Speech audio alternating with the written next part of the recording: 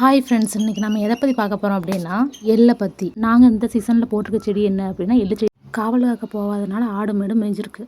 எள்ளு இப்போ நல்லா காய் போட்டுருச்சு. நல்லா காய் போட்டுருச்சுன்னா அதுக்கப்புறம் என்ன பண்ணுவாங்க அப்படின்னா அறுவடை பண்ணி எள்ளு விதைக்கும் போது முன்னாடி அறுவடை பண்ண உளுந்து, தட்டம்பயிறு, பாசிப்பயிறு எல்லாமே அதுலேருந்து வரக்கூடிய அந்த விதையிலேருந்து விழுந்ததுனால அதுலேருந்து பொக்கு நிறைய முளைச்சிச்சு.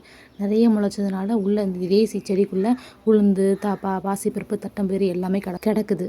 இந்த எள்ளுலேருந்து வர எல்லாமே எனக்கு பிடிக்கும். எள் என்ன பண்ணுவாங்க அப்படின்னா எள் பொடியாக அரைப்பாங்க, அப்புறம் எள் உருண்டை, அப்புறம் எண்ணெய் ஆட்டுவாங்க. அந்த எண்ணெய் நல்லெண்ணெயை நம்ம சமையலுக்கு யூஸ் பண்ணலாம், அப்புறம் குடிக்கிறதுக்கு யூஸ் பண்ணலாம், எல்லாத்துக்குமே யூஸ் பண்ணலாம்.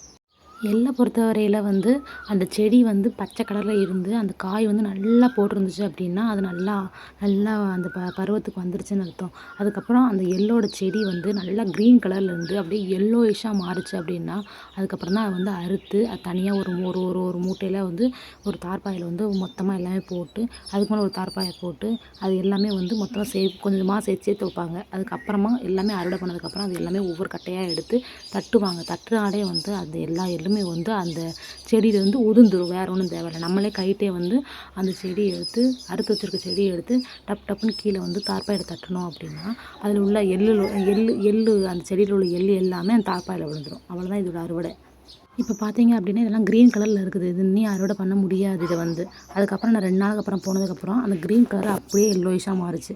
இந்த எல்லோயிஷாக மாறிக்கா இப்போ தான் இதை அறுத்து தனியாக ஒரு இடத்துல எல்லாமே சேர்த்து வைப்பாங்க. இந்த ஸ்டேஜ் வந்ததுக்கப்புறம் தான் அந்த எள்ளை அறுப்பாங்க.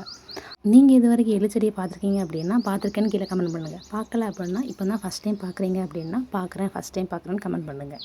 இதே மாதிரி நிறைய வீடியோ பார்க்க நினச்சிங்க அப்படின்னா மறக்காமல் என்னோடய சேனலை சப்ஸ்கிரைப் பண்ணிடுங்க.